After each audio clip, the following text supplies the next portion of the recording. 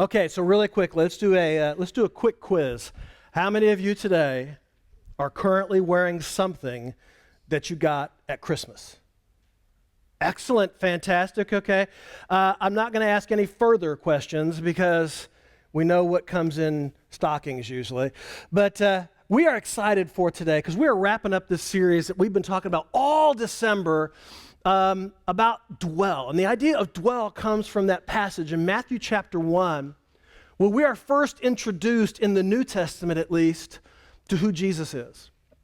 And God gives him this name, and it's a name that was first given back in the Old Testament to the prophet Isaiah, and it's the name Immanuel. And the verse goes like this: "Look, the virgin will conceive a child, and she will give birth to a son, and they will call him Immanuel." And that word Immanuel, that name Immanuel, means God is with us. And the fact is, no matter where we are, no matter what we do, God is always with us, walking through it with us. And we've talked about the fact that sometimes we experience those mountaintop experiences, and we enjoy those, right? Those mountaintop experiences, that is gold. We love that. But it's in the valleys and the times that are a little bit darker, a little bit tougher, that's when we truly begin to experience who God is. We get to know the heart of God. And then we talked about the wilderness, the times when it's like a struggle, and it's dry, and it's kind of weary, and you're kind of worn out. And it's in those times where we have to remember that the wilderness isn't meant to abuse us. God's not trying to abuse us, but he's really want to give us a fresh awakening of who he is. Because sometimes in our walk with God, our relationship with him can get a little stale, a little dry.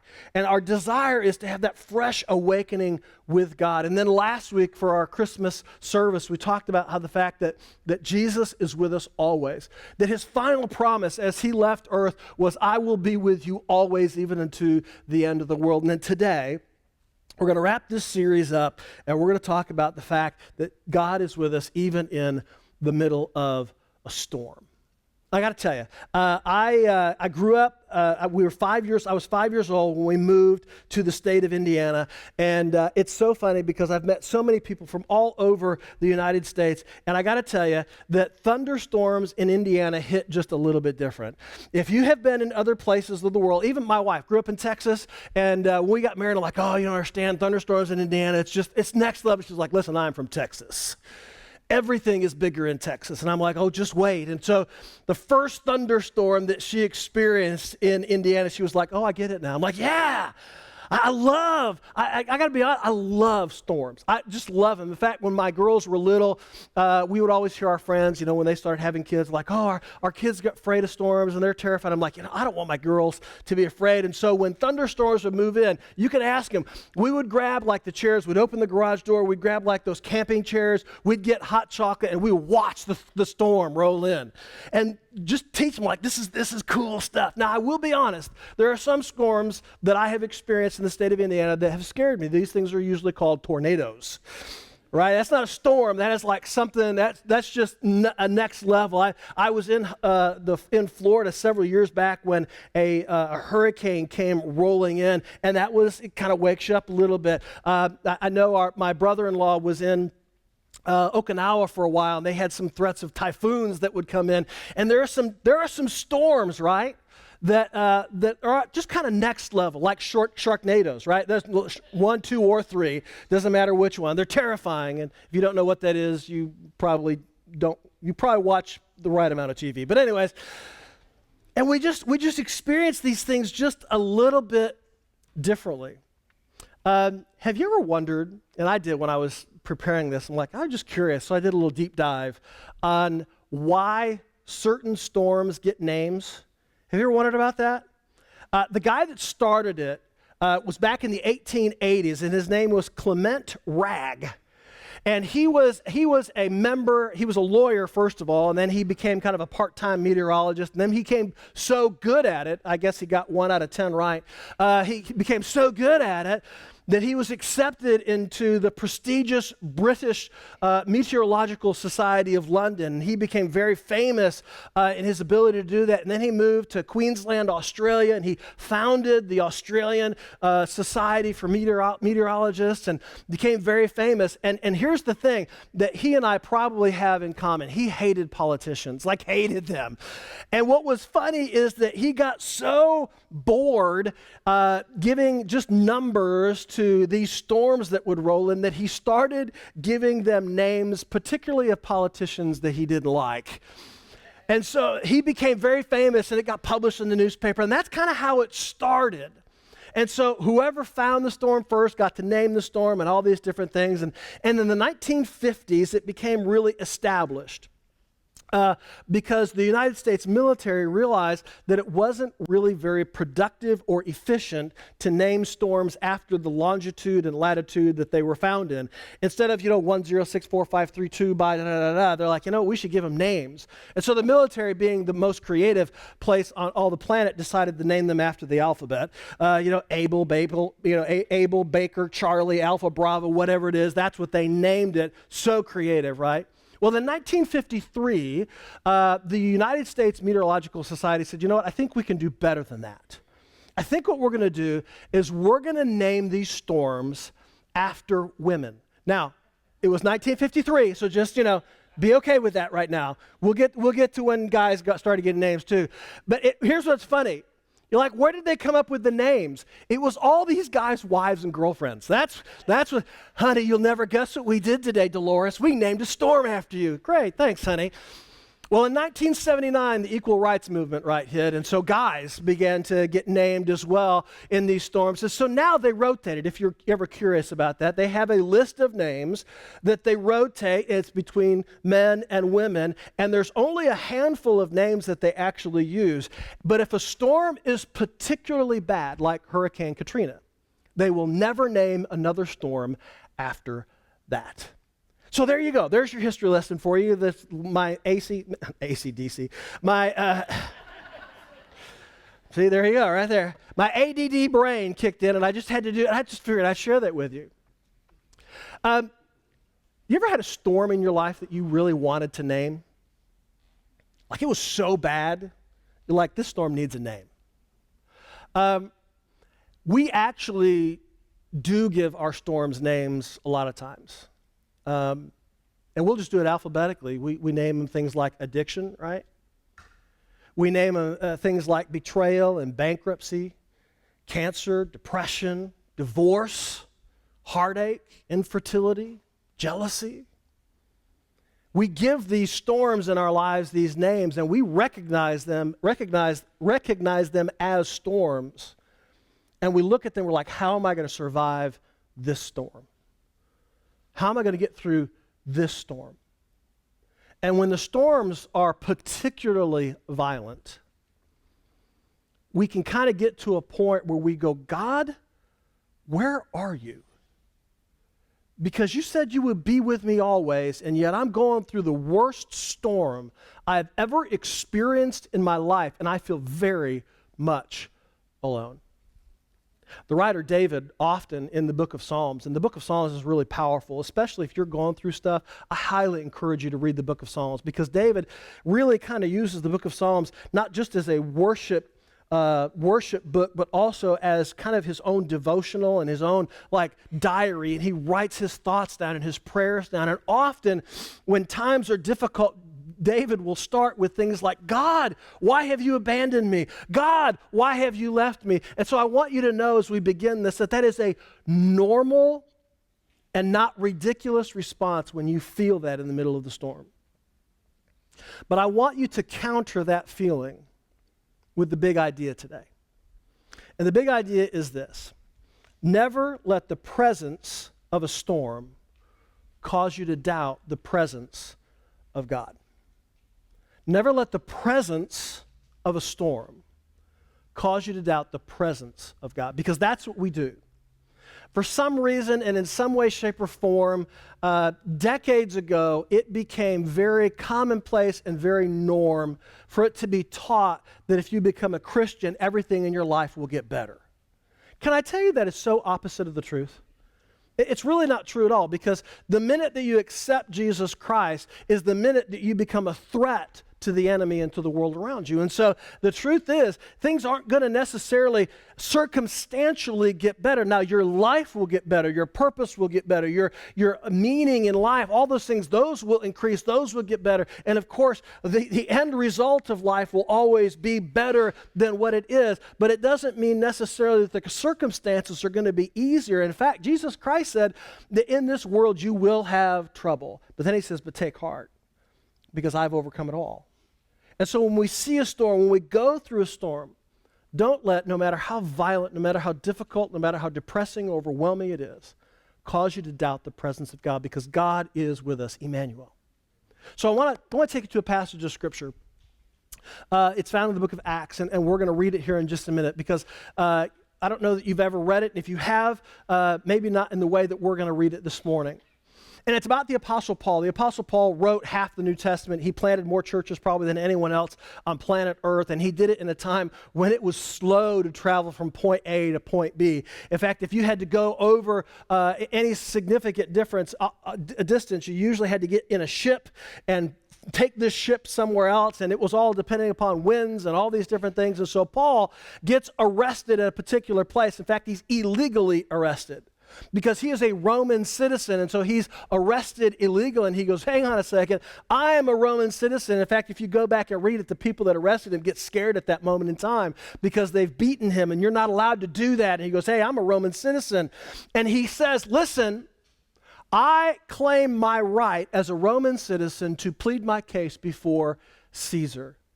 And what's so funny is the jailer goes, dude, if you would not have done that, you would have been released. And he goes, yeah, but I want to be able to share the message of Jesus Christ with Caesar. And so they're like, okay, that's fine. You claimed it. You're going to go on this trip. And so he begins this long journey over land and then over sea. And we catch him in the middle of this journey. And his jailer, his captor, actually begins to like Paul an awful lot. Christian history tells us that he accepts Jesus Christ. We don't see that in Scripture, but history kind of tells us that. And so this guy, he's like, Paul, I really like you. And so he gives Paul some freedoms that normally a prisoner wouldn't get. And when they stop at this port, he's allowed to go see his friends, and he's allowed to talk to them and preach and all these different things. And they get ready to leave, and the weather is not excellent. We'll just put it that way.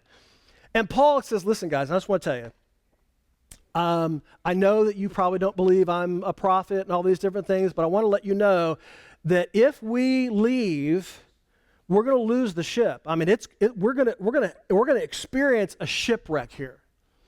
And the captain and the crew get together and they're like, Paul, what a moron. He doesn't know what he's doing. Here's what we're going to do. We're going to sail really, really close to shore, and we're just going to kind of go around the bottom of the tip of Italy, and we are going to be absolutely fine. Paul has no idea what he's talking about. But during the journey, a storm comes in and hits them so hard that it pushes them out into the middle of the sea, and they are lost completely. They have no idea where they are. The sun hasn't shined for days. They can't even see the stars because the storm is so heavy. They're so blown off course that they are terrified. These are seasoned crew members, right? And they are just terrified by what they are experiencing. So we're going to pick it up in Acts chapter 27, verse 18. The next day, as gale force winds continued to batter the ship, the crew began throwing cargo overboard. Now, just so you know, here the reason behind this is because they were trying to lift the weight of the ship. Because, like, listen, we need to be more buoyant. We're starting to take on water. And so the very thing that was going to get them their money, they're throwing overboard, because they know that if they don't throw what's going to get them money overboard, they're going to lose their life. It's not going to matter anyways. And so they throw all the cargo overboard. This is how scared they are of what's happening. But it doesn't work. The next day, they took even some of the ship's gear and threw it overboard. They're like, listen, get rid of the anchor. We don't need that. Get rid of that. Anything that's heavy, let's throw it overboard. There was even a conversation of throwing all the prisoners overboard. And they're like, this is terrifying. Watch what happens. The terrible storm raged for many days, blotting out the sun and the stars, until, at last, all hope was gone. You ever been there? You've just gone through the storm. You've done everything you've tried. You've gotten rid of this, you've gotten rid of this, you've tried this, you've gone down this path, and finally you get to the point where you go, I guess this is just my life. This is just the way it's going to be from this point forward. And that's where they are.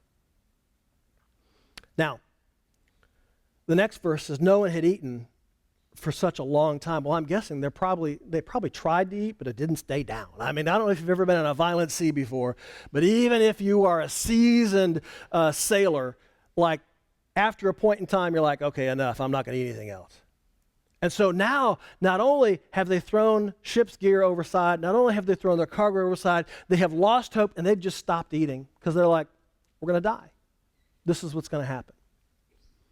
And finally, Paul called the crew together and said, men, I love this. This is one of the few times that I chuckle and go, hey, I feel like a camaraderie with Paul, because he calls them together and says, men, you should have listened to me. Guys, we are really good at saying I told you so, aren't we? They're like, yeah, we know better, but we still do it. And he goes, listen, you should listen to me. I told you this was going to happen, and you should have listened to me in the first place and not left Crete. That was the island that they were on, that he said, listen, this isn't going to end well if we do this. And he goes, you would have avoided all this damage and loss, but take courage. In other words, listen, you were dumb, but that's okay, because we're going to make it through. Listen to what he says. None of you will lose your lives, even though the ship will go down. For last night, an angel of the Lord, to whom I belong and whom I serve, stood beside me. He said, don't be afraid, Paul, for you will surely stand trial before Caesar. And what's more, God in his goodness has granted safety to everyone sailing with you. So take courage, for I believe God. It will be just as he said, but we will be shipwrecked on an island. Now, you may read through this. In fact, later, if you keep reading, in fact, I encourage you to do that. You keep reading the story. They make it out. They have to swim. They get to the end. Paul starts making a fire for everybody, and he picks up a stick, and a pit viper jumps out and takes his arm. Like, goes right in his arm. Like, really? Shipwrecked, starving, and now I get bit by a snake that's going to kill me. And he doesn't die, which then gives him an opportunity to share Jesus Christ, because they're like, okay, who is this guy? Is he a god? What? Well, how in the world did he survive all of this? And God uses even the storm and the snake and all the different things to give him a platform to share Jesus Christ.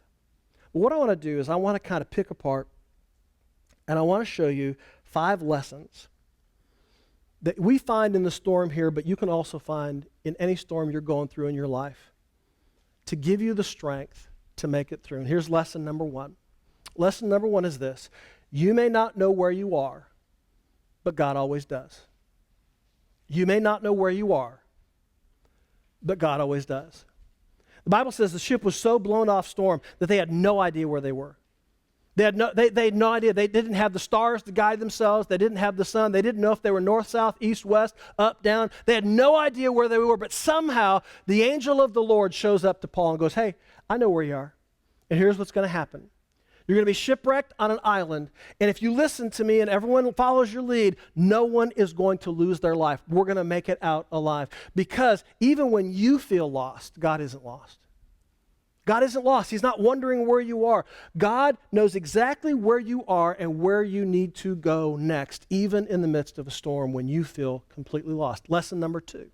Lesson number 2 is this: not every storm is unavoidable. You were probably assuming it to be avoidable, but here's the truth.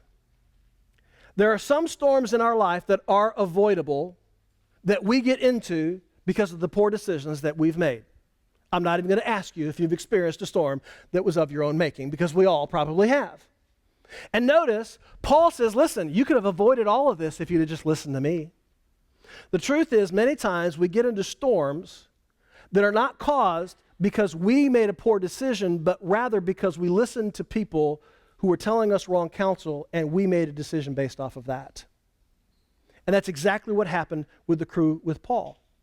But also notice, Paul was also in that storm. Some of you may have experienced storms of your own making, and some of you may be in a storm that was made by someone else, but you've been caught in the storm. And you're like, this isn't fair. You ever felt that way? This isn't fair. I didn't do this. I didn't cause this. I didn't make these decisions. But yet here I am in the middle of this storm, because there are some storms that, although they could have been avoided, weren't. But here's the cool part. Lesson number 3. Even in the storms that can be avoided, it never voids God's purpose. No storm can steal God's purpose for you. No storm can steal God's purpose for you.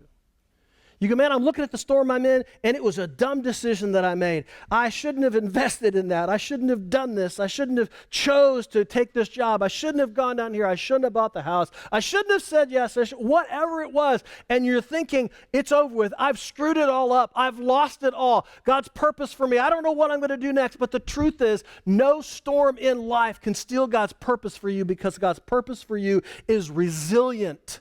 God's purpose for you is storm resistant. It's storm proof. You will always be able to get through the storm and come out the other side to experience God's purpose. I love that the angel of the Lord says, hey, don't worry about it, Paul. It's all good. You will still get to stand trial before Caesar, like as if that's a good thing. But that's God's purpose for him. God's purpose for him was to actually stand before Caesar and share the message of Jesus Christ. In fact, in the book of Philippians, the Apostle Paul says this. He says, the entire household of Caesar has heard about Jesus Christ because of my imprisonment. Now, that's a guy that was able to look at the good side of things, even when things weren't that great, because he understood that his purpose was to share Jesus Christ with as many people as possible. So no storm can steal your purpose. All right, lesson number 4. Safety within the storm doesn't mean easy. Safety within the storm doesn't mean easy. We keep reading in Acts. The Bible teaches that Paul told everyone, here's what's going to happen. Get some food. You're going to need to get your strength, because the ship is going to go down and we are going to have to swim for our lives. And if you can't swim, grab something that floats and doggy paddle, because that's what it's going to take. You see, even though some storms are avoidable and sometimes you get in a storm that you're trapped in by somebody else, it doesn't necessarily mean that it's going to be easy to get out of that storm. Sometimes the storm that you're in, you're going to have to fight tooth and nail to be able to get out of. I saw a friend of mine sent me a meme, and I absolutely loved it. He says, don't get into a fight unless you have to, but if you have to get into a fight, fight like the third monkey on the ark. Let it sink in, all right? Like, listen, man, whatever it takes, you just do whatever it takes to do it. And here's the truth. Sometimes you're in a storm and you're looking for the Staples easy button. Do you remember that? Remember that commercial? Like, there we go. Listen, God, just get us out. Just get us out. Just get us out. And God's going, no, that's not the way it works. Although I guarantee you safety, it will not be easy. And you've got to work hard. You've got to do everything within your power and trusting the rest up to God to get out of that in one piece. Lesson number 5. Put more faith in what God says than in what you see. Now, can I tell you, of all these lessons, I think that last one may be the most difficult. Because I don't know about you, I won't assume anything, but I think we're all human beings. I'm pretty sure. And we are tactile people. We see, we smell, we hear, we taste, we touch. And for us, those things are 1,000% real, right? Well, we can see it, we can taste it, we can touch it, we can feel it. That's real. And when we're in the middle of a storm and the circumstances are swirling around us, we look at the circumstances and we say, that's real. I feel the pain. I feel the heartache. I feel the hurt. I feel the loss. I feel the loneliness. I feel it, so I know it's real. But then we read something like this, where God says, I promise to be with you. I will never leave you nor forsake you. My purpose for you will always stand. And we read those things, but yet what we see is counterintuitive to what the Bible says.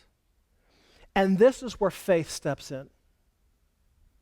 This is where you have to go, okay, God, in spite of how I feel, in spite of what I see, in spite of what I'm experiencing, I choose to believe what you have said.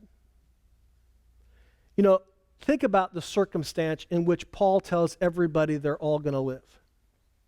He calls the crew together on the ship's deck with the rain and the storm, and the sun is blotted out, and they're spinning in circles. They have no idea where they are. He goes, guys, good news. And they're like, good news? Did you bump your head in the galley below? What? Good news. How is this good news? He goes, it's good. The ship's going to fall apart. Everything's going to break apart. We're going to have to swim for our lives, but we're all going to live. Okay. And he ends his whole statement with, and I believe God. So my challenge to you this morning is to never allow that storm, whatever it is, whatever you've named it, to cause you to doubt the presence of God. Because he is Immanuel, God with us, in every storm, in every valley, through the wilderness and always. He is God with us. So in the middle of the storm, remember that you may not know where you are, but God always does.